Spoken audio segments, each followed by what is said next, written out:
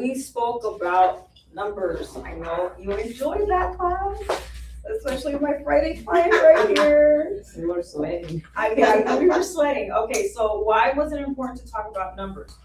Well, basically, hold on, let's backtrack. We spoke about your personal budget, your business budget, what you wanted to net or make for the week, for the year, how much your sales are, how many homes you have to sell, and when we saw all of that, what did you guys think? Well, you said we need to find a husband, so I got that. No, I haven't, I told you. She's like, gonna get another. she's gonna find another husband. Okay. You're gonna go worry that it wasn't enough money. But then, okay, so You get paid out? so we finally saw our numbers. We see our numbers on a monthly basis. No, right? No. Well, no, we have to like say it out loud. We do not ever see our numbers on a monthly basis. We see the bank statements come through and we see the ATMs and the debit cards sliding through, but we never see what's coming in or what's going out. On top of that, what happens when we're waiting on an escrow? We're already spending that check that we haven't even closed the escrow on, and then what happens if that escrow falls through? No money coming in. So that's the personal. Now, when it came down to your business budget, some of us had a large budget, some has no budget, some of us had a little bit of budget. But it kind of helps you understand that with your personal budget and your business budget, you have to find a way where you have a happy medium, but at the same time, you're not, what's the saying, working to live. You see remember how we had Hilda here the last time? Hilda's a great example of the fact that her expenses were really low, and we're all looking at her like, please adopt us. Why? Because her expenses are like under $4,000 a month. I mean, or it could be even less. I don't know, because she has multiple properties and income properties. So in this class, it's the operational model, because we already did the financial model. Now there's the operational model. Your operational model is going to determine how you're going to be prospecting, what you're going to be doing in your business that's going to help you. So with that said, these are some of the things that in your operational model that we have to work on. It's going to be how to do vital listing activities, vital buyer activities, dollar productive activities. Now, when I was going through this, because I've already taught this class numerous times, I ended up writing some notes because I started thinking about this. How come why is it that some agents work 70 hours? They tend to work 70 hours a week or 2 weeks and still struggle in the business. Why do other agents seem to work fewer hours and do more? So can we answer that? Why is it that some agents work so many hours in a week or in 2 weeks, but their business is struggling, while other agents work less and they're producing? And they spend more money than what they do. No. Maybe they don't concentrate in whatever they're it's not gonna focused. produce. That's one. But do you want to know why that happens? Sometimes agents tend to work those 70 hours thinking that they're going to be so productive. They do this, and that, but they're really not being productive. What is it that they tend to do? We're going to be literally boiling everything down and breaking everything down. What is it that an agent comes in, okay, do we have a set time when we do work? When we do our work every day? No, right? Why? Because we're independent contractors. What does a 9 to 5 person do? They are 9 to 5, but during their day, they have things that they're doing. Do they achieve them? Most likely they do. Why? Because it's already strategized. It's already right there. They have to do that. But why is it that agents struggle with working 70 hours? Why? Because they're not doing anything. In their minds, they think that they're doing something, but in reality, they're not. Why? Because they come to the office. What's the first thing that they do? They go to the man. Hey, hi. Oh, you want to do a 4-hour lunch? Great, let's go. Okay. Think about it. They come in, they go to their office if they have an office. They go to a designated area, whatever they're doing. Okay, they're there. What else are they doing? They're overdoing it in their brains and overanalyzing, overthinking it. And what are they doing? Oh, that's so cute. Let me put a heart. Oh my gosh, I'm gonna send it to my cuñada, my prima, my everything. They're not focused on their business. Okay, so now let's talk about the ones that work fewer hours and get more done. So I'll name out some names on the office. Okay, let's talk about Sean Brunsky. He's one of those. He's very focused. Extremely focused. Like he comes in and he's like a stealth bomber. He is like, you know what a stealth bomber is, right? One of those planes that like fly hidden up in the sky. You don't even know that they're there, but they're flying there. And they're so quiet. He goes in here, you don't even know that he's in the office. Sometimes you'll see that he's literally walking out of the office. You're like, when did this guy come? So I use him as an example, and then a lot of people might say, well, no, well, he has a team. Well, we'll get to that point. We're not there yet. The Javier Sanchez's of the world, same thing. He's already been in the business. He knows what he's doing, but yet he's in and out, works fewer hours. I'm not, saying that he doesn't work. No, those hours are now less and less and less. Why? Because he's already built and established a business. So in this case, what Momentum is trying to teach you is that you don't have to work longer hours to get business. You can work fewer hours. You just have to now determine what you're gonna be blocking it to be doing. Okay. So, well, I got lights shut out. Let me go on the light. All right. So what are we gonna be talking about? So we're gonna be talking about prospecting, generating leads, converting leads, service clientele, and marketing. With that said, you guys are gonna be looking at your little worksheets, and you're gonna start on page 46. Go to your page 46 of your little worksheets, because that's where we're at, the operational premise. So, when we're I want you to draw at the bottom. We're gonna dissect a transaction. Everybody has had a transaction here, right? We have sold real estate, whether it be a listing or a buyer side. Can you please write down the first one, your financial goal? Oh, you stole my pen last week. Oh, here you go. Okay, so write down at the bottom, financial goal. And then under that, you're gonna write daily activities. And then under that, you're gonna write appointments. While Juana's hurting from her wrist. No. And then, cause she's like, I don't want to write anymore. See, it's not working. She's not working. Underneath that, right, is gonna be daily activities, appointments. She doesn't know it. You need a pen? Give me that pen. You wanna make it work? All right. So financial goal, below that, daily activities, below that, contracts, and below that, closings. Oye, ¿qué le pasó con esto? You've been using this a lot, huh? I know, I mean. Well, it's red, so yeah, it's dead. ¿Quiere uno, amiga? Let me go get one. Yeah. ¿Le voy a hacer así? You know what, you can take my pen because I'm just listening. Oh, thank you. Thank you. Okay, so there is a saying, successful agents don't do more things, they do the right things consistently. The reason why I had you guys figure this one or write this down, financial goals, I would have put it on that thing, on that chalkboard thing, but I couldn't do it. Financial goal, daily activities, appointments, contracts, and closings. Okay, so we already know what our financial goals are because we discussed them the last time, right? We did a year to date of what we thought that we have or what we've done in closings, but we also did a to be determined of what we wanted to do. With your financial goal, if you can, do you have the last ones? Yeah. Okay, so your financial goal, if you remember it, please write it down. Ay, qué pena. So you know what the best part about it? We just started the month of August, so new goal. So what do you want me to put, the transaction that are gonna close in the year? Mm-hmm. So your financial goal, ideally, you said 190,000? Mm-hmm. Okay, do you guys remember what your guys' financial goal for the year was? Mm-hmm. What was it? 150. Okay, so point at 150? Yes. What was I your, think it was 120. they put 120? Okay, so that's your financial goal. So you write it down. So let's talk about your daily activities. That's so much fun. I mean, this is where we're gonna break down the nitty gritty. Your daily activities depend on what you guys do. And I've said this before, it's called, you write down a calendar of what you're gonna do. Okay, so today is what, Tuesday? Yes. Can you please write down, like really quick, what are your activities for today for work?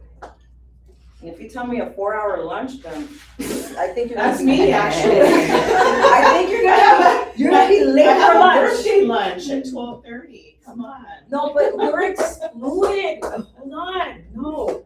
Okay, But let's. it won't be 4 hours, hour and a half. We're okay with that.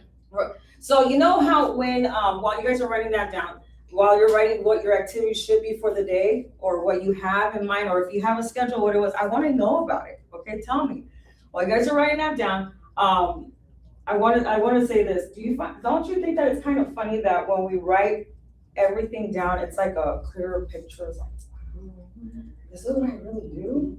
I really scroll through Facebook and Instagram for 2 hours? Oh my God. Then I'm gonna give you guys a reality check in a minute. Did you guys write down your activities? Yeah. Okay. You wanna see something funny? Who has an iPhone? Me do. Okay. So do you guys know about your productivity on your phone? No? Every Sunday, because it does it for the full week, it analyzes your history of how often you're on your phone. Oh, yeah. What? It does. It does, it's Oh, mortifying. It does. It is, yeah, see, she knows, and it's sad. It's mortifying, yeah. It it's is horrible. sad. It will tell you how long you've been on Instagram, how long you've been on Amazon, how long have you been listening to music, how long have you been on entertainment, anything, Yeah. okay? So I challenge you, Sunday mornings, because it tends to pop up on Sunday mornings. I don't know, I think it does it in general.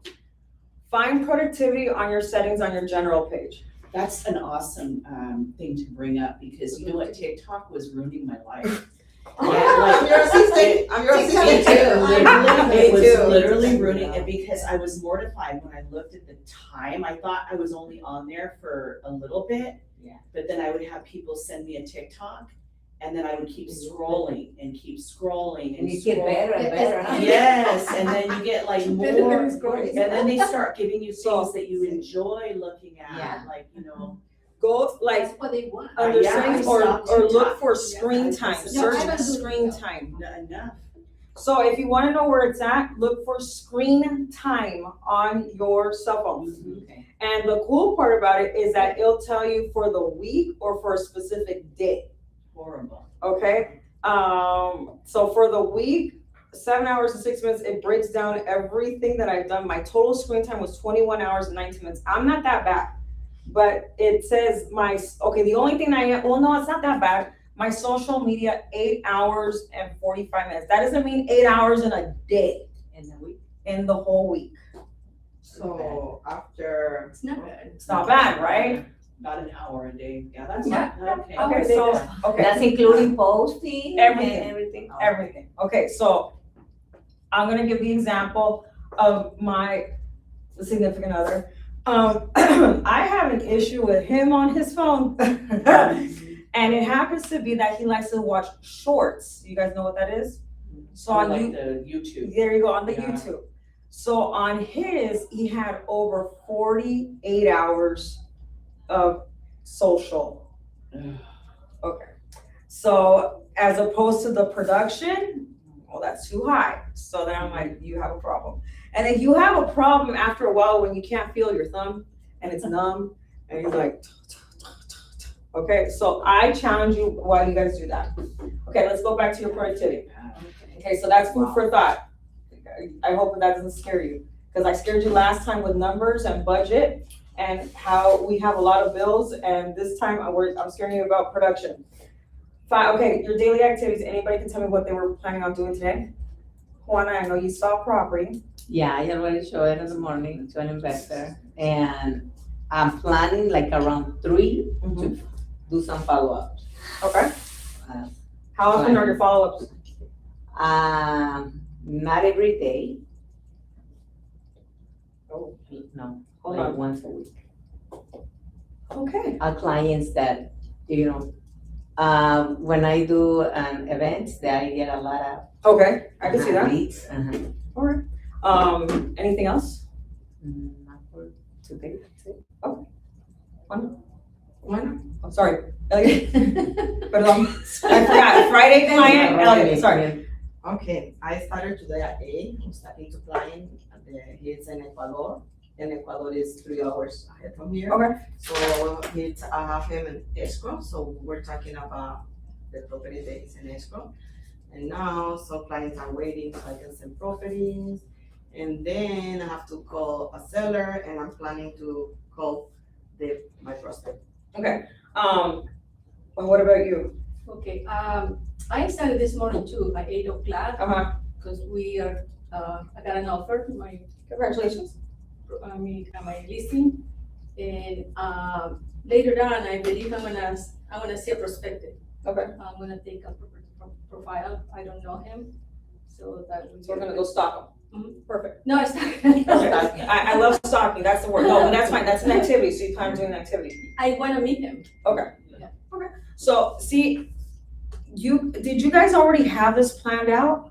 Was it on a calendar? Was it on a schedule? It's Not on on the a brain right calendar. here? Cause Well, I was the gonna appointment, ask. yeah, was planned. Okay, so, cause I wanna ask, what systems are you guys using in place? Okay, besides daily activities, how many appointments do we have today? Appointments? See, that's No, already, this- yeah, you haven't, well, it's not, you're gonna go see the person and give them, Yeah, a CMA. Okay, how many appointments do we have going on today? Today, I'm talking with a buyer that is cash, and I'm sending property to his area. I don't have an appointment today. Okay, so now I'm gonna dissect that. See how you just told me you don't have any appointments? What is, like now you as a business owner, would the business owner tell their team member in regards to that? What would you Go and do? look for appointment. Huh? Any clients? Right? look for appointment. So now let's push that back in. Now that you're telling me you have no appointments? What is the business, now what would you tell yourself? Go look for an appointment, call the client, call past Exactly. client, prospect. The reason why I throw it out that way, not to be harsh, but Momentum is making we're doing the Business Foundations Bootcamp. It's asking you to think like a business owner, not an employee, because a lot of real estate agents are working as employees. What I mean by that is that their clients are treating them as the client is the boss and they're an employee. At any given moment, if the client calls you, you pick up. Why? Because you don't want to lose that client. Right, okay, yeah, everybody's gonna say of course, but have you ever thought to think about now, you know that those high-end or those not even high-end, the ones that are producing very well in this business, they don't ever have to answer their phone calls in a rush and like, I'm gonna use a really bad word, en chinga, like, oh, I gotta answer it, because I don't wanna lose it.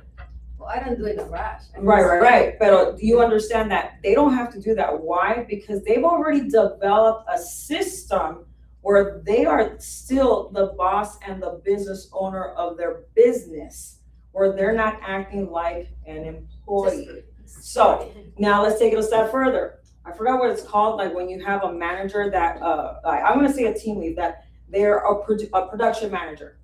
If we were we're in the business and we're obviously the realtors and we come in and we're having a team meeting in the morning, they're gonna do roll call. What does that mean? Hey, what appointments do we have today? Did you close that lead yesterday? Did you do this? Did you do that? Da-da-da-da-da-da. What happens when we come into a room and we say, oh, I don't have anything for you? See how that doesn't sound right? Okay, so this is what I'm trying to get you guys to be a little bit more open-minded to. We have to work on being that business owner, but conducting running our business like a business and not as we're chasing our next paycheck. We need to find our next lead. Momentum is asking you to really set aside, like, hey, we have our systems that we have to keep in place, but we also have to run our business like a business, correct? Can we agree to that? Yes. I know Juana does not want to do that. So She's what like, do I do? Do I answer the phone or not? Don't tell me, I'm confused. Now you're confused. You're like, should I? Should I not? Should I not? Okay, I'll call her later. Oh my gosh, Juana. Like, listen, at the end of the day, we always want to be able to answer our phones, but what we don't want to do, we don't want to seem like that we're desperate. That's Well, I what can tell you were lucky. I was hanging up with another Right? phone call and just answer the phone. Yeah, right? Okay, so we don't want that. Okay, No. so at the end of the day, it's gonna become like systems. Okay, so appointments. How many contracts have we signed up for the week? I know we just started, but do we sign any contracts? Any listing agreements? Yeah. Oh, you did, Yeah, but Congrats. the offer didn't get accepted. but it's okay, but you had a contract in, So, okay. How about closings? Have we had any closings for the week? Congratulations. You see, if we were in a production meeting and our business is not running and we're hearing nothing but crickets, what does that tell us?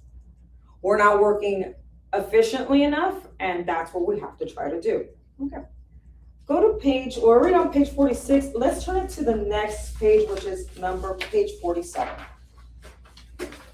So, break a transaction into stages. So this is the operational model flow, guys. And the operational model flow has your prospects, you generate your leads, you do your marketing, you service clients, you convert leads. This is a good model flow. What I mean by that is that basically it's like the cliff notes of how you should be handling your business or how you should run it.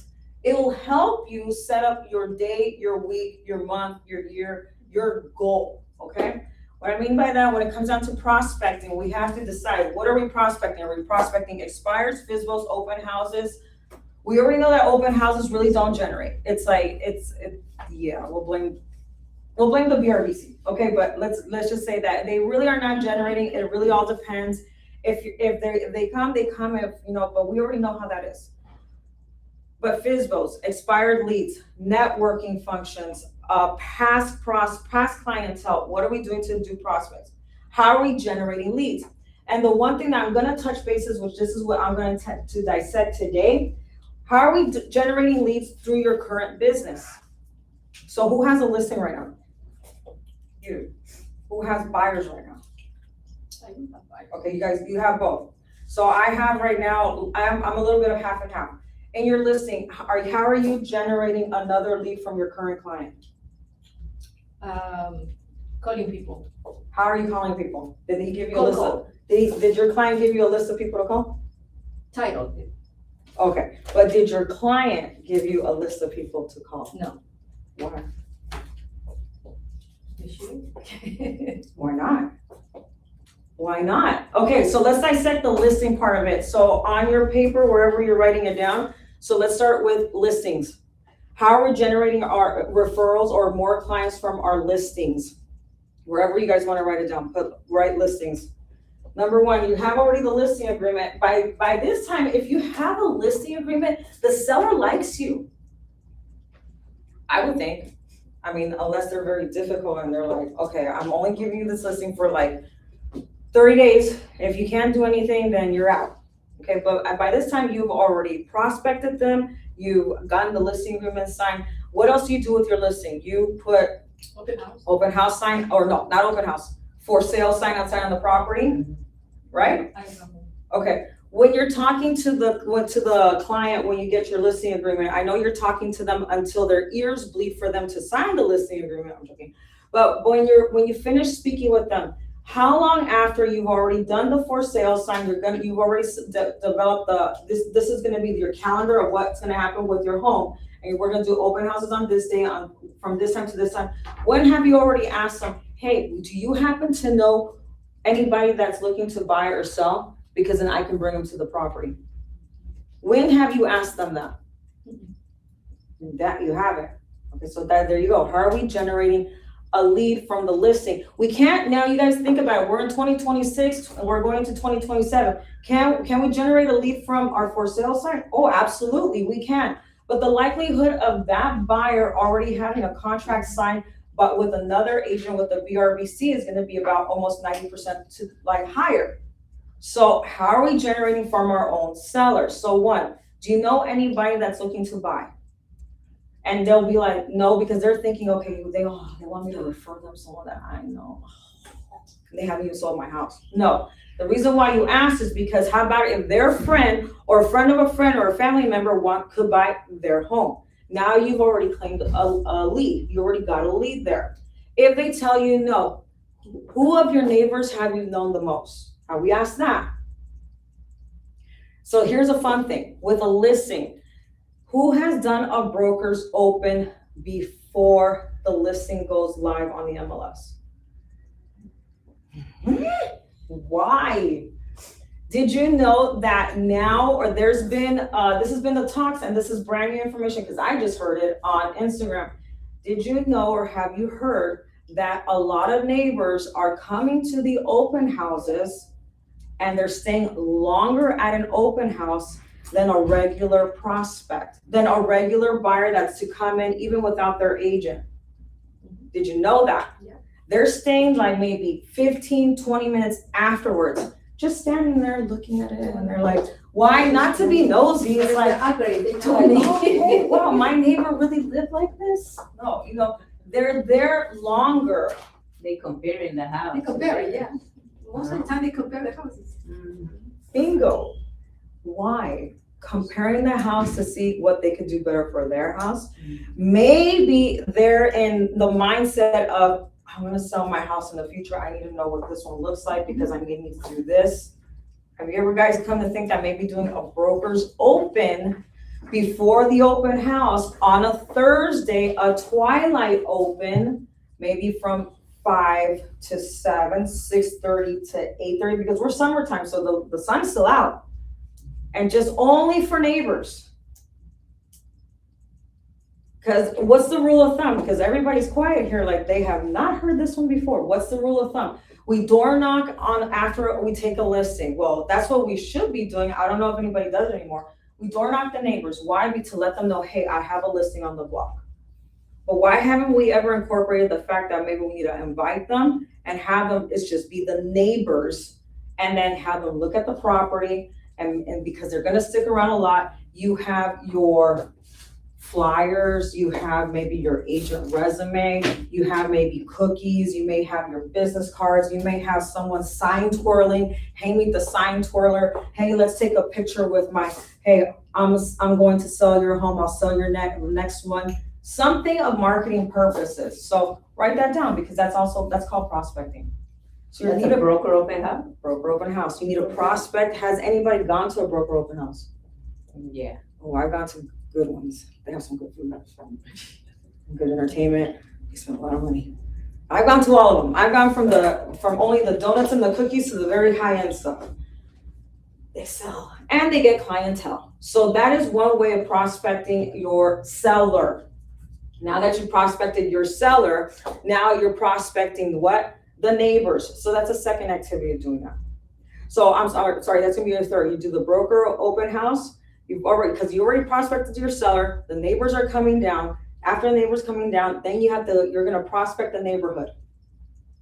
And guess what? You should have a flyer that says, let me know if you'd like me to evaluate your home for any upgrades, any future remodeling ventures. Let me know how I can help you. Okay, obviously we are not from Architectural Digest.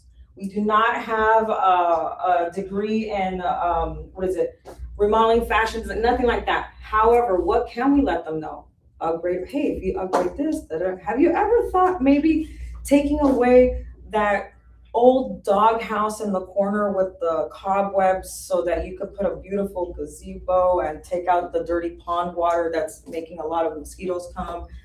Because I know you want to make it look like you're in Italy somewhere, you know, because all these sellers, they have an idea. I want my house to look like $1 million, but when they have mosquitoes and the pool is green, maybe we just need a little bit of or a little bit of help. And hey, have you thought about doing this? So why not have a flyer doing that? Okay. So besides that, with the neighbors, and now we've done the brokers open, let's talk about our regular open house. I know that I said that, and I think you guys can agree with or disagree with me, but I know the last time we spoke about it, in an open house, how often do we get leads? It's been kind of quiet, right? You got two.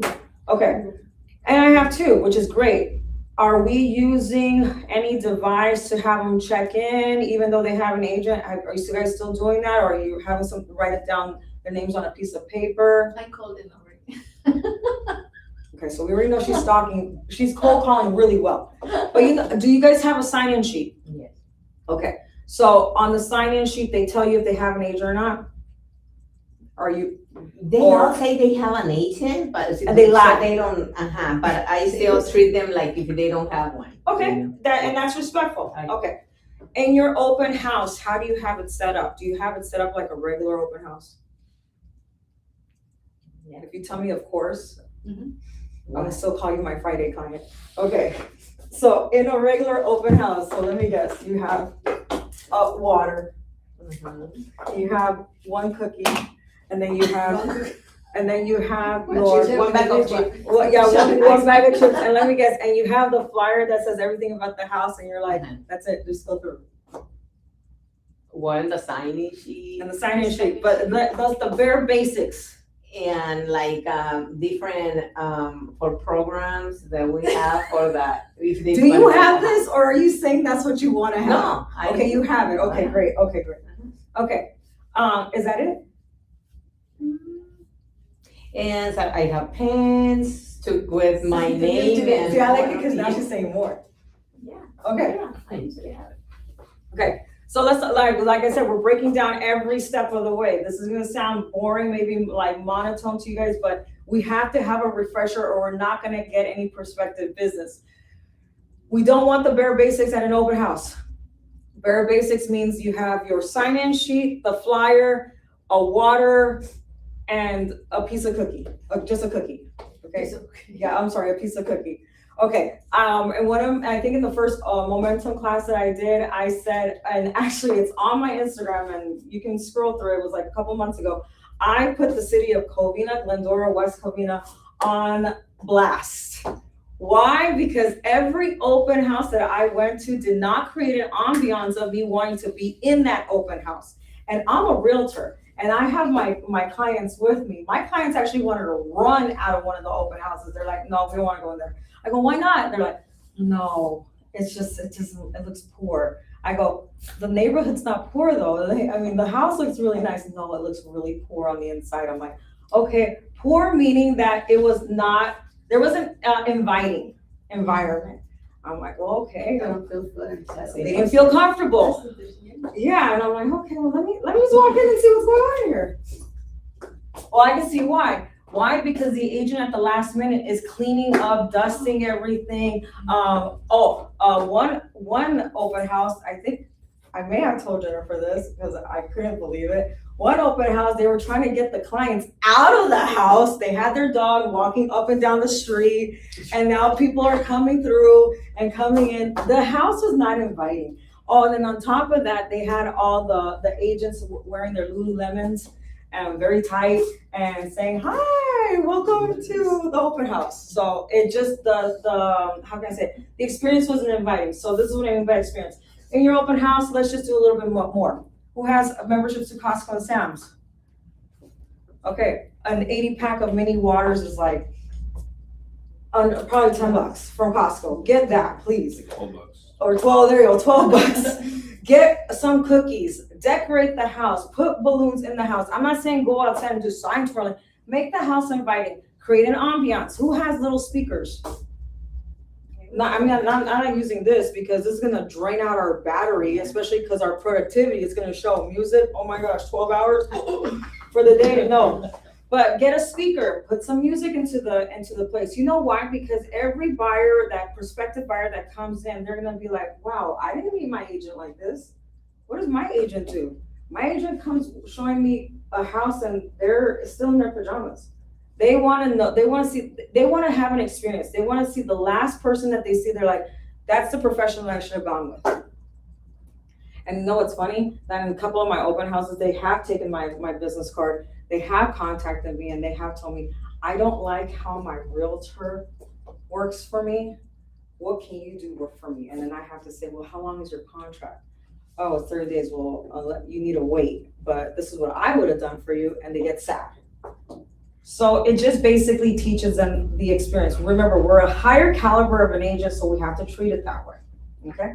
So next thing, in your open houses, I like what you said, what Juana said. You put lists of programs and stuff like that. You should already be doing that. And I put flags that I put on the. For marketing. Yeah, So yeah, how much are you marketing? How much are you investing in? And then the other thing, social media presence. Are we doing videos? Are we marketing ourselves? No, Hannah doesn't do videos. Like, so I wanna start doing that. You're gonna do Sometimes. everybody says they're gonna start, but you guys break my heart. You guys do not. I don't know when the start's gonna happen. But you see what I'm saying? Like when it comes just from the listing side of things, you're already creating business. You're creating prospects. You're already working on. That's my Friday client. So now that you've already done that, now you're already lead generating. What did you guys say that you guys do at the end of an open house? You start contacting the client, and regardless if they have an agent, that's fine. As long as you don't overstep your boundaries and harass them, because the agent can come after you and be like, hey, that's my client, what are you doing? Okay? Because we don't want that. So that's when they ask questions. Because when they ask questions, they supposed to ask to their agent. That means they don't have one. Oh, you better go see. She goes Secret Service. She's like really going. She's freaking. Yeah, private well, you don't investigator. have a client. Why are you asking me those questions? I don't tell them, but I know you don't have it. You just don't want me to. They just don't want to feel like, Like pressure. and I know them already when they. Oh my gosh. Okay. Well, that's great. I like that. I've done the whole. You know what? Can we get your agent on the line so that we can make sure that we have a clear understanding of the conversation, because I don't want to be into any problems. And then that's where, I don't have any. Oh, I didn't sign anything. Oh, my cuñada is not my realtor. Because I've heard them all. My cousin, everybody, my dog is my realtor. I'm like, okay, I don't want to hear anymore. Okay, so that's lead conversion. That's actually getting you business on your listings. How about your buyers? Now let's flip it to the buyers. You gotta look at that.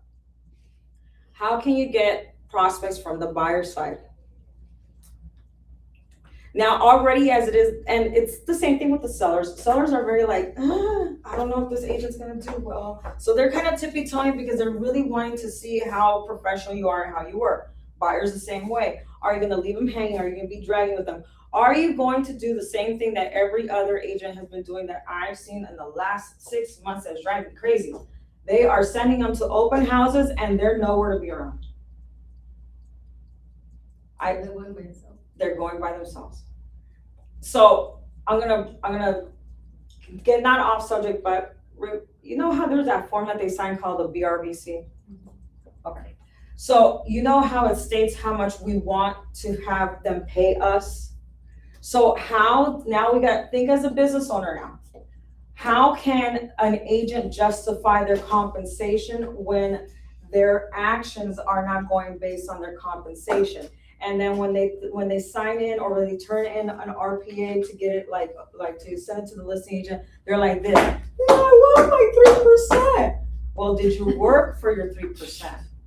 I never let them go to open house by themselves. Okay, so I guess what I'm trying to get at, if you're a high caliber agent, which you guys are, make sure what your compensation goes along with what you're doing, your activity. I understand that maybe you cannot show a property because you have an appointment or you have something like that, but just make sure that you're 90% into it. Your ratio is higher than being lower. If your ratio of not being with your client falls under 90%, we have an issue. You know why? It's going to lead into compensation issues when it comes down to the BRBC, and then you submitting your offer and then you saying, well, this is my BRBC, this is what it says, I want to be compensated, that the seller says no, and then you have to go to your client and be like, okay, they're only going to pay me 2%, I need you to pay me that other 1%. And if that buyer, again, we're like stepping on eggshells. If we haven't exceeded their expectations of how we work, they will then question, well, why should I pay you that extra 1% when you haven't even been around most of the time? And how do I know that you're not going to be around most of the time during the transaction and you're just going to be like throwing someone at me, like one of your friends, to go do a home inspection report? So why should I have to compensate you? What I do when I can't go, I talk to the agent, the agent for that property. I tell them, these are the name of my clients, they're gonna show up. and here's my business card. I can't go at this time that they can, because you have the open house only at this time. So, and I tell my clients, you have an appointment already. They know who you are. Perfect. She know who I am, or he.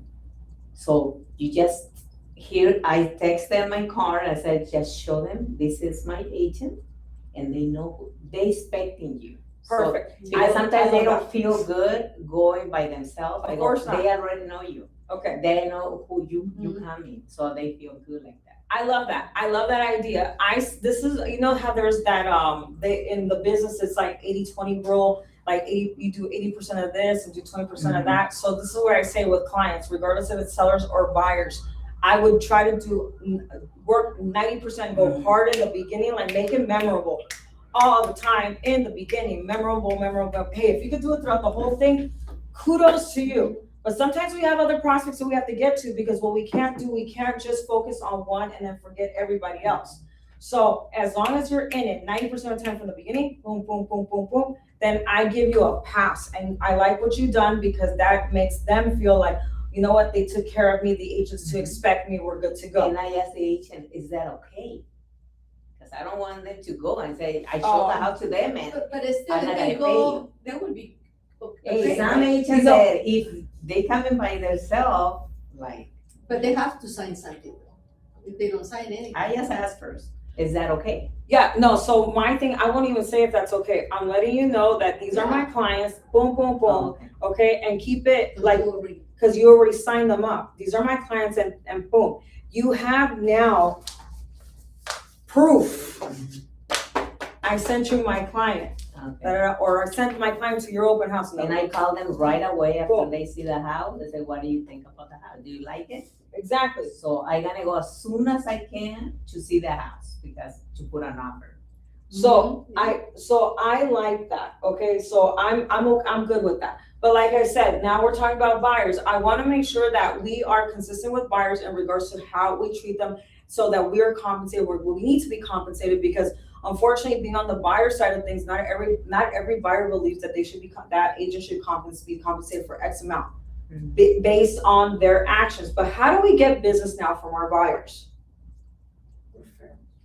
If they feel good with you, they will refer. Okay. They will say, oh, I like how she works.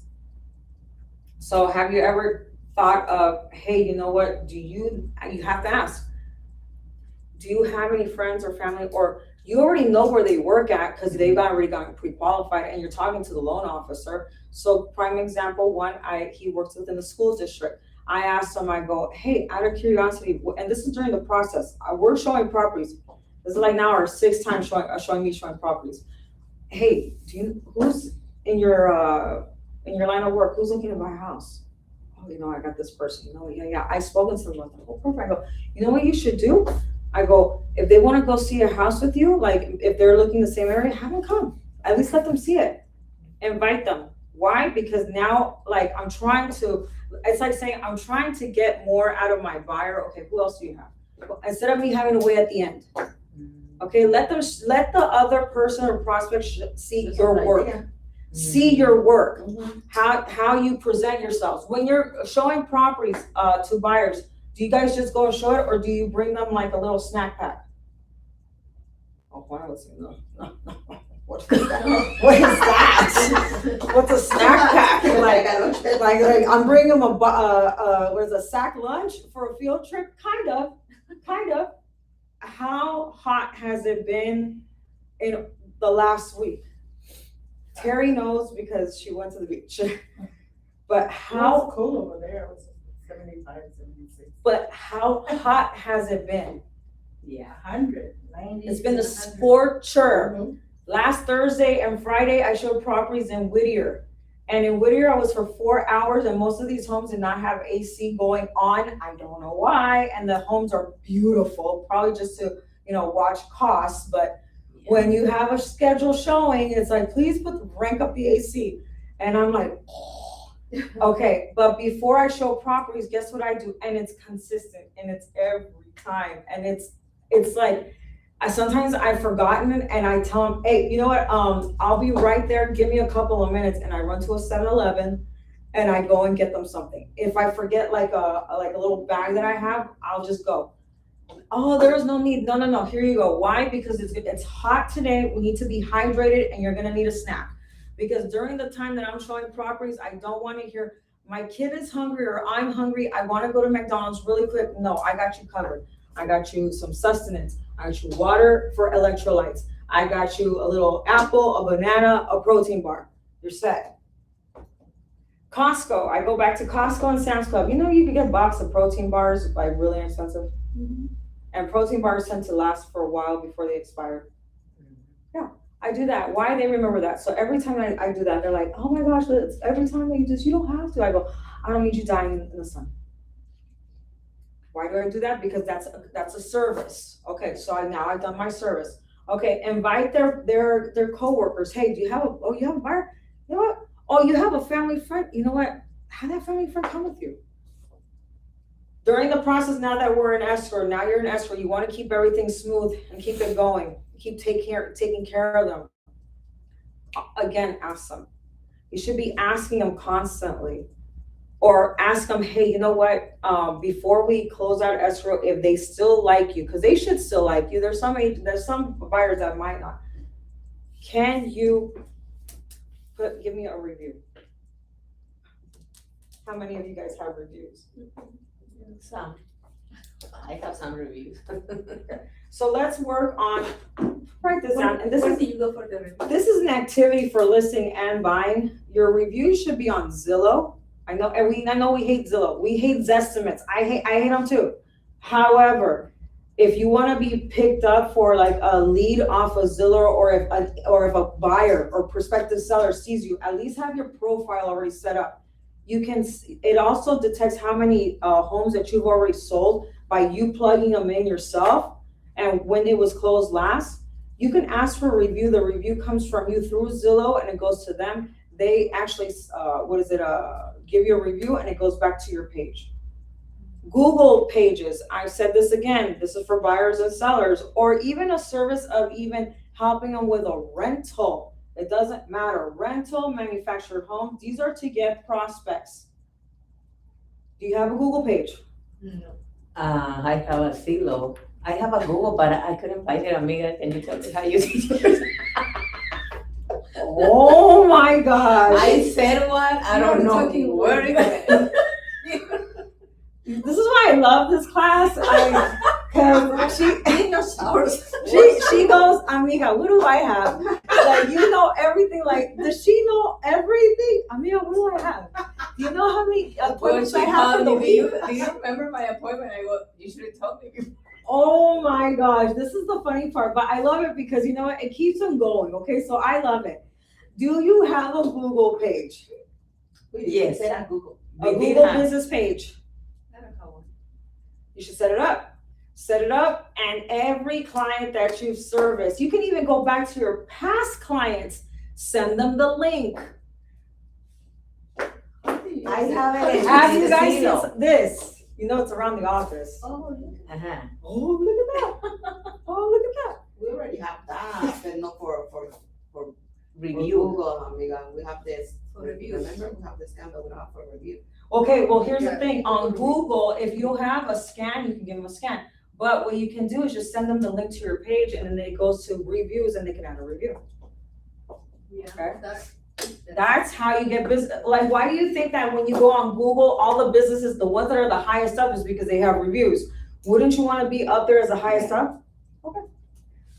All right, so we've done the buyers. When we do consultations, okay, your lead follow-up, you're done your appointments, you already got the listing, you got the buyer, we do your buyer's appointments. Your consultations should also indicate that, hey, do you know, who else do you know? And at least ask them for 3 people. Who else do you know off the top of your head? And if you want to get greedy, which is fine, ask for 5 people. Give me your top 3 people that you know that need the help. Based on my service, I know that I can help them. What do you say when they service say, them. how much do you give if we referral? Because they ask just you. give referral. Give them a I usually referral. tell them, yes, I give referral. Give them a They referral. say how much, depends what's the price. Yeah. I, Then if they ask $1,000 or 400,000, well, I can't discuss that, like publicly, but I have no problem sharing that after the class, because there is, yeah, you could have a tier. I'll disclose, for the most part, I give $500. Yeah, that's what And you know what, that's enough, okay? That is enough, that is more than enough. Thank you for your service, $500. I had a client, and I think they ran out of friends, because they have I helped a lot of their friends out in Hemet and San Jacinto. Send me client. Why? Because they were milking the $500 every time that I closed a deal. And they're like, well, and they would ask me, it's so funny, because they already knew the time frame or the timeline. I tell them, hey, no, we're in escrow, we should close in 30 days. And before the 30 days, hey, how's escrow coming along? Why? Because they love the fact that they got a referral. So see, when you talk money, because think about it, things are expensive. You hear money, you're gonna give a referral, right? And what, they don't ask for a referral, how much, like I give a business, Visa card, for how much do you think? When they don't ask, when you know someone told, okay, I bought a house for Nadia, $250, $250. half. You know what, $250 goes a long way. oh, they love it. Yeah, $150, No, it's nothing yet. think about it, you go to the market, I don't know about you guys, you go to the market, $100, it's not even You don't real buy food, nothing, it's yeah. like nothing. So $250 goes a long way. You know why? Because you made like 10 times more than $250 on that transaction. Yeah, okay. It's okay. So Google reviews, ask for referrals during your consult, ask them, give me the top 3 people that come off the top of your head for referral, okay? At the close of escrow, what are we doing? See how I said I'm gonna break everything down? During the escrow period, we've been asking for referral, we've been asking for clientele. I already gave you some activities to do with your buyers during and before, and listings during and before. Now, during the closing period, what are we doing? Give them the keys and a little gift. Yes. Giving keys and a little gift. What's a little gift? Card. A brand new couch? Dang. Okay. You're gonna take my I'm client. gonna go on Temu. I'll get you a couch for $45. Okay. Is that for the listing or for the buyer? Yes, The this is for buyers, both. I give it sometimes like $100, $150 to rekey the house. I said, you can use it, so, or a gift card from Home Depot, I love that. and they can buy whatever, I love that. Yeah, so I go, hey, whatever you guys. I love that. How about I'll pay for your U-Haul?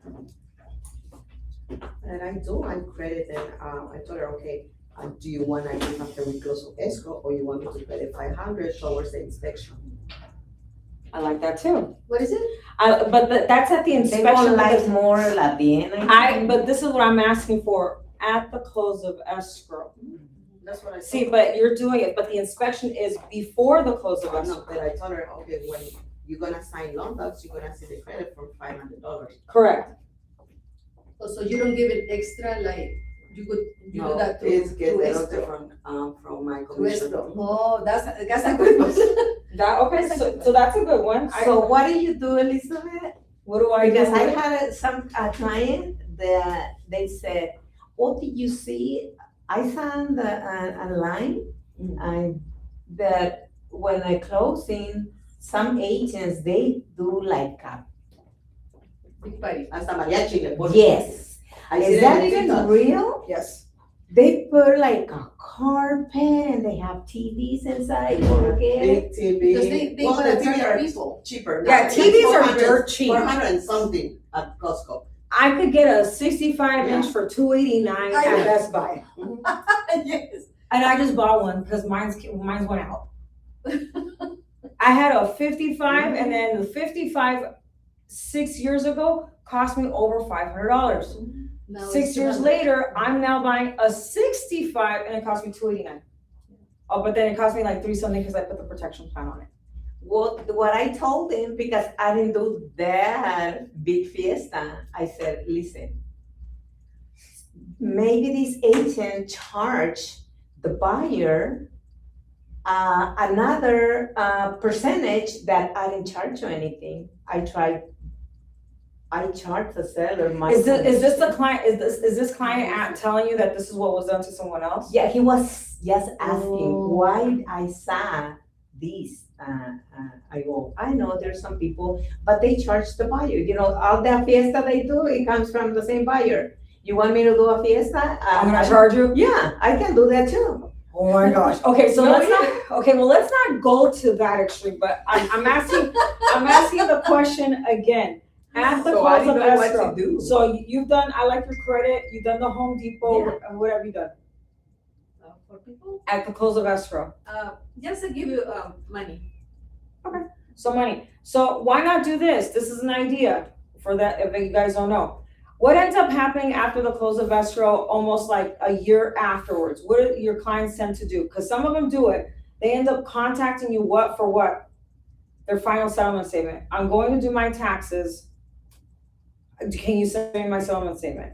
And during that time that has lapsed, one, you didn't give anything to your client at the close of escrow. You didn't follow up, didn't say, hey, how's your home? How was your housewarming party? Oh, I wish I was there to help you with it. Oh, I wish I would have given you that $100 Amazon sofa that floats up and it does it like that. They do not remember you whatsoever. Why? Because you did not leave a memorable experience with them at the close of escrow.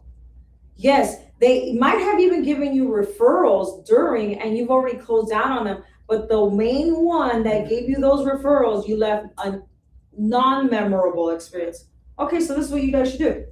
This is a couple of things. You guys already said it best. Give a Home Depot card. Give credit for a home inspection or for the home inspection. Give them money. I wouldn't give them money because you already, like, if you invest in Money. yeah, if you invest into them, like give them a Home Depot card, that's more than enough. Why not tell them, hey, you know what, I'll pay for like tacos, like una taqueria, a housewarming. I'm gonna contribute this for your housewarming. How would you like that? Or give them a nice gift basket. Go to Home Goods. They just want to see I like have done it. something like They want to that. see something. They want to feel special. Yeah. Okay. Yeah. So that doesn't cost a whole lot for them. We can find one. Go to freaking Ross, Home Goods, Mhm. I did Burlington once. Coal Factory. Make a basket. Put some stuff in Just there. an oven one time. Okay, purchase an oven. They'll remember that. Purchase, help them with a washer and dryer. They're cheap too. They're not that expensive. But what I'm trying to get at, we have to leave something memorable for them. So here's this is an idea. Have you guys seen the three ring binder? Mhm. But the ones that you can put the inserts, on the actual binder, Mhm. where you put an insert on this, put your first home, a picture of their home, Oh, that would be nice. owner's name, brought to you by Elizabeth Wojtaszek, Rematch She Champions. still has a business, so we can sell it to everyone. Have you guys ever done that? I've done it, and it's a binder. So it's a white binder, okay? Okay, I will give you an example. I have it on my thing. I'll give you an example after the class. So you put it in there. Inside, you know those plastic inserts? Or I'm sorry, not the dividers, the dividers. The first one will be their final estimate, the final closing statement. All the important ones that they do. Yeah.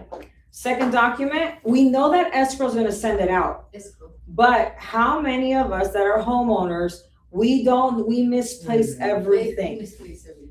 Paperwork, especially the important stuff. But if they have a binder, guess what? They're not gonna misplace a They're binder. gonna keep it. They're gonna keep it, they're gonna put it right here in the corner. It's gonna say like all house stuff, you know? They could even put the owner's manuals to whatever they have in there.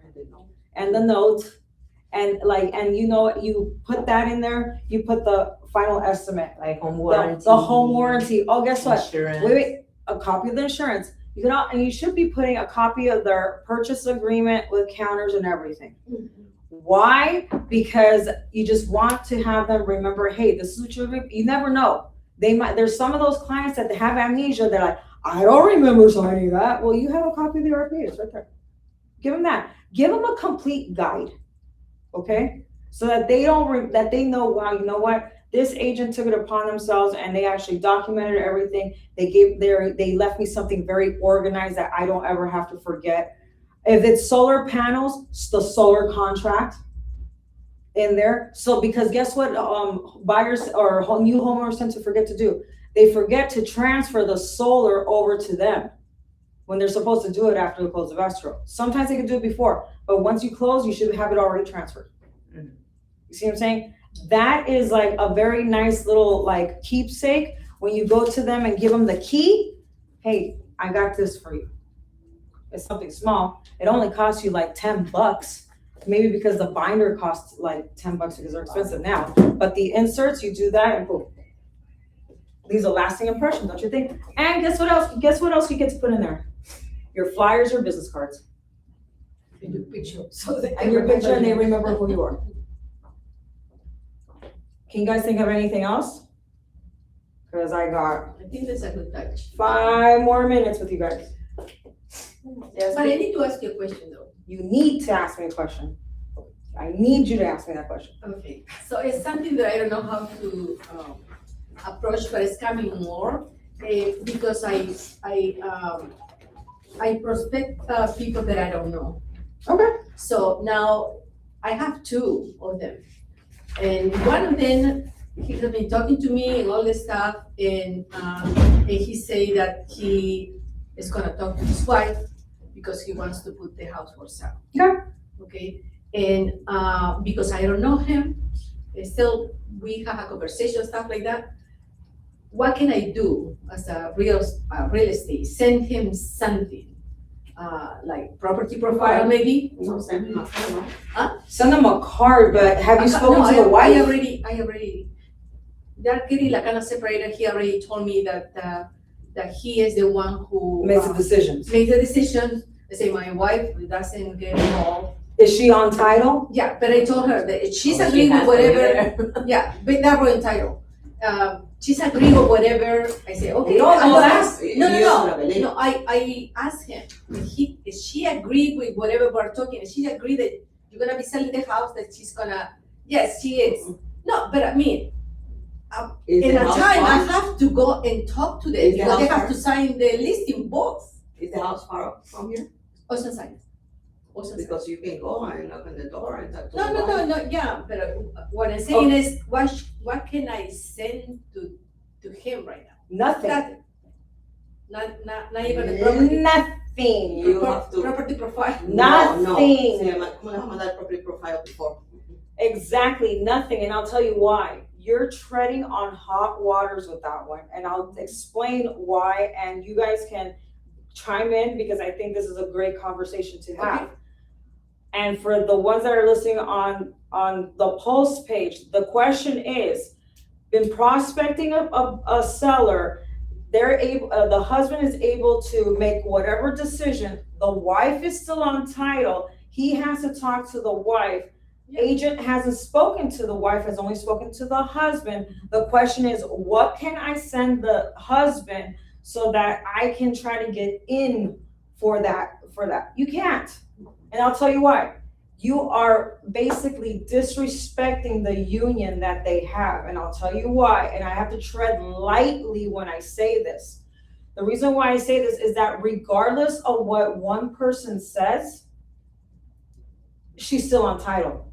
No. Regardless of what he says, unless there is a court order that states that he's able to do everything that he's told you, what you need to do is say, you know what, I understand the difficult situation that you have having to deal and speak to your significant other. How can I help you so that we can get her on the same page or that she can know who I am? I would love to do a Zoom call, conference call. Let's all see each other together. How does that sound? Why? Because if you were to send him something, you come off as a threat to the other party. And guess what the other party is going to do? Because it happens all the time. The other party is going to contact Elliot and be like, Elliot, my husband is trying to sell but I don't want his agent to represent me. I want you to represent me. And guess what? Now it's going to be a 2-agent transaction where it's a list and a co-list. You would hate that because you would want and the reason why I say you would hate that, I generalize that. What agent wants to co-list with another one when they could have done it a little bit better and not so messy? So the best way to do this then is to get involved her. Absolutely. Yeah. So let me ask you this. No, because I dealing with the one that I have right Especially now. the I've wife. been dealing with, of course, the one that I'm dealing right now. It was like that too. I didn't know the people and stuff. I started talking to her, to the lady. She's not entitled. She was not entitled. I say, well, at one point we need to go and talk to your husband. And he said, yeah, that's fine. But I was talking to her first. But it's different, the woman and the man is different. I wouldn't even say it's What's different? I could, because women, no, I won't even say that. I'm not gonna say that. I wanna generalize it. I think it's 50-50, but regardless, if there is a spouse, I don't care if they're in a convalescent home or they are out of state. Anytime you have a conversation with one, you need to have the next conversation, the second one should be both. Why? Because then it comes off non-threatening and then you won't have to hear, well, you know what? I don't want to talk to you anymore because I ended up hiring a real estate attorney and they know what they can do and they can do better. And guess what? They're licensed too.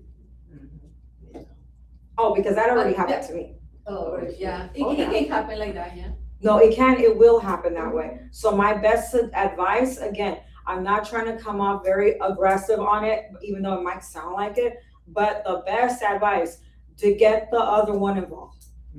Never, do not send anything. And if you want them to be on good terms, get them involved and be like, and you know what? Because you have not spoken to her, I will be giving her some attention and be like, what do you need from me so that I can help you understand and break down the process of Should I ask the for the telephone number? You should ask for a meeting with both of them. Okay. Not a telephone number. You know why? Meeting. Because he's gonna be like, what are you talking behind my back with my wife, even though we're not getting like on great terms. I don't know if now you're gonna be favoring her. So it needs to be both parties in the same room. If they're not in the same room because they hate each other, want to beat each other with a bat, on a Zoom call, conference call. What is Because the best time? what So is we the can best time? Get a meeting. Oh, you get off of work late, cool, or is the weekend best for you? Oh, you can only like talk at midnight. I'll be awake at midnight. I'll go to sleep at 5 o'clock in the afternoon, wake up at 10, be ready for you at midnight. Okay? All right. So I'm gonna wrap it up because I'm going over time and I know that your guys' time is valuable. Look up really quick on page 48 because I pretty much have broken it down there in regards to how you guys can start getting business and working on that.